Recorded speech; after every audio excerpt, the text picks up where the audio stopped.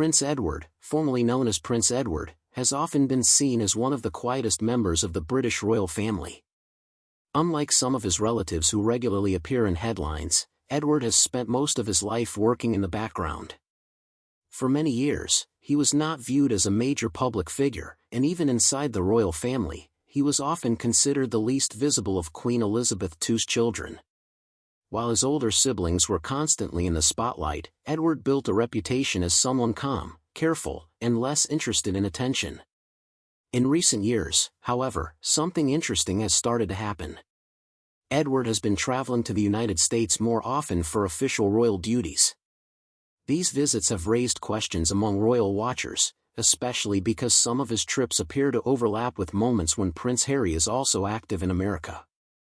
This has led to online discussions and theories about whether Edward is being quietly used in a larger royal strategy involving the United States. At the same time, there is no official confirmation of any hidden plan or permanent move. Still, the pattern of travel has created curiosity. People are asking why a prince who was once considered forgotten is now being sent abroad so frequently. Is it just normal royal duty, or does it reflect something deeper about how the monarchy is adapting in modern times? To understand this question, it is important to look at Edward's entire life journey. His story is not one of sudden fame or dramatic success. Instead, it is a long path filled with quiet efforts, public mistakes, personal setbacks, and slow rebuilding. This makes him very different from other royal figures and helps explain why his current role feels more important than ever. Prince Edward grew up in a royal household that was already full of strong personalities and established roles. His father was Prince Philip, and his mother was Queen Elizabeth II. By the time Edward was born, his siblings were already much older. This meant he entered a family structure that was already settled, with attention naturally focused on others. Unlike the future king, King Charles III, who was trained from a young age to prepare for the throne, Edward had a much quieter position. He was not expected to lead the monarchy, which gave him more freedom but also less attention. In many ways, he grew up in the background, watching others take the main roles in royal life. His education followed a strict royal tradition. He attended boarding school, where discipline and toughness were heavily emphasized. Later, he studied history at Cambridge University. On paper, his education looked strong and respectable, but it did not bring him public attention or praise. Unlike other royal milestones that become major media events, Edward's early academic life passed without much public excitement. This early experience shaped his personality. He became more reserved and less comfortable with public pressure.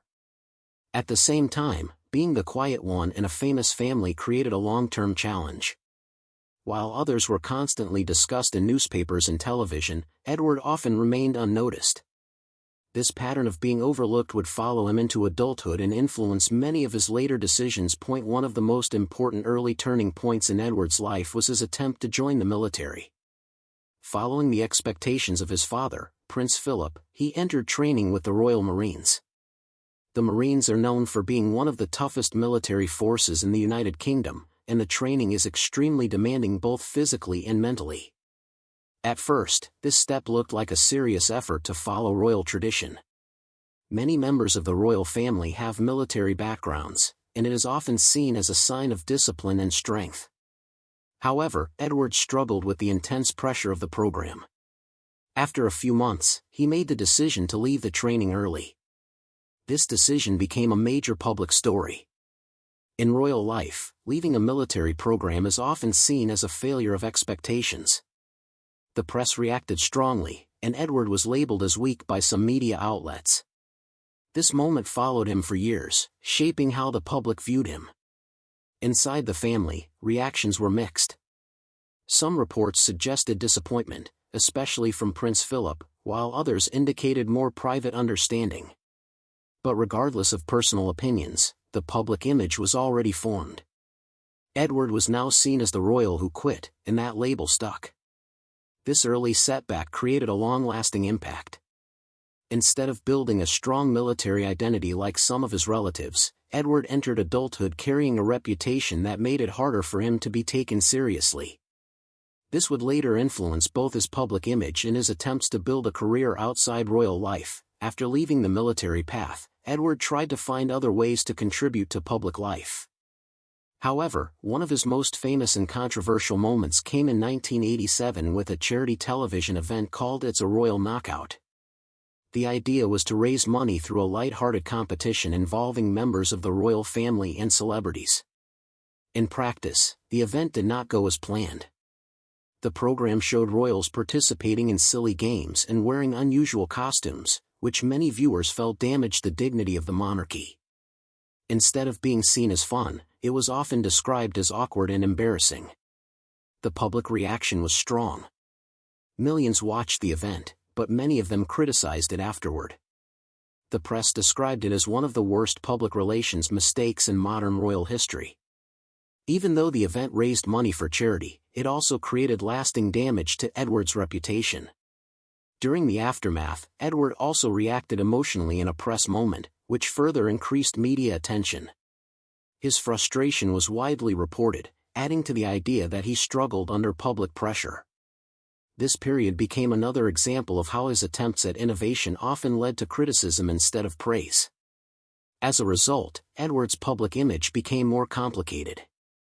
Instead of being seen as a creative modern royal, he was often viewed as someone whose ideas did not fit traditional expectations. This made it even harder for him to build confidence in public-facing roles.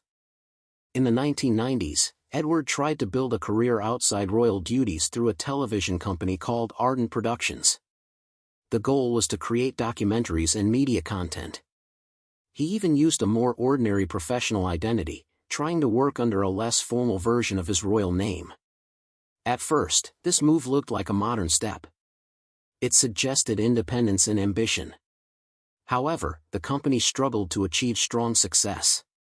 Many of its projects were linked to royal topics, which raised questions about whether Edward was being hired for his skills or simply because of his position in the royal family. Over time, the company faced financial difficulties and criticism. One of the most controversial moments came when a film crew was sent to film Prince William without permission. This created serious tension inside the royal family and damaged trust.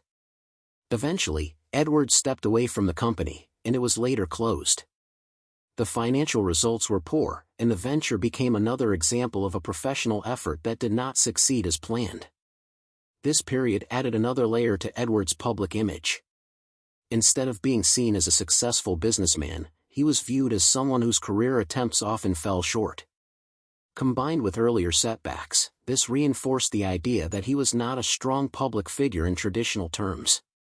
Despite professional challenges, Edward's personal life became a source of stability. He married Sophie, Duchess of Edinburgh, and their relationship developed slowly and steadily over time.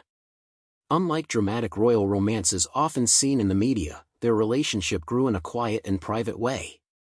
Their marriage brought balance to Edward's life. Sophie came from a more ordinary background and had experience in public relations, which helped her understand both media pressure and public expectations. Together, they formed a calm and stable partnership. Over time, Sophie also became an active working royal, supporting many charities and public causes. Their teamwork helped improve Edward's public image, making him appear more grounded and reliable. This period marked a shift in how people saw him. Instead of focusing only on past mistakes, attention slowly moved toward his steady work and consistent presence in royal duties. While he was still not the most famous royal, he became respected for his stability. In recent years, Edward has taken on more official responsibilities. One of the most important has been his involvement with the Duke of Edinburgh's Award, a global youth program created by Prince Philip. This work has given Edward a major international role. After the death of Prince Philip and Queen Elizabeth II, the royal family changed significantly. With King Charles III now leading the monarchy, there has been more pressure on senior royals to support public duties. Edward has become one of the figures helping to fill that gap. His work often involves travel, meetings, and representation at international events. While these duties are important, they do not always receive major media attention. Still, they show that Edward has become a dependable part of the monarchy's structure. In 2025, Edward's visits to the United States attracted more attention than usual. He attended official events in cities like Washington, Newark, and Philadelphia. In some cases, his visits happened around times when royal discussions about Prince Harry were also active in public media. This overlap led to speculation online. Some people began suggesting that Edward's presence in America might have a deeper purpose connected to royal diplomacy or family relations. Others believe it is simply part of normal international duty. There is no confirmed evidence that Edward is moving to America or working directly with Harry. However, the pattern of visits has made people curious about his growing international role. What is clear is that Edward has transformed from a quiet and often overlooked prince into a reliable working member of the royal family. His journey shows a shift from early criticism to later responsibility. Whether or not the speculation is true, his current role in international royal work has become more visible than ever before. The death of Queen Elizabeth II marked one of the biggest turning points in modern royal history. For decades, she had been the center of stability inside the British monarchy. Everything revolved around her presence, her decisions, and her sense of duty. When she passed away in 2022, the entire structure of the royal family changed in a very short time. With King Charles III taking the throne, the monarchy entered a new phase. Charles became king at a later stage in life, and this meant he had less time to slowly prepare the system around him. He needed trusted family members who could carry responsibility quickly and without confusion. This is where Prince Edward's role began to feel more important. For many years, Edward had been seen as the quiet and less visible royal. But in the new structure, quiet became useful. The monarchy was no longer looking for attention. It was looking for stability, reliability,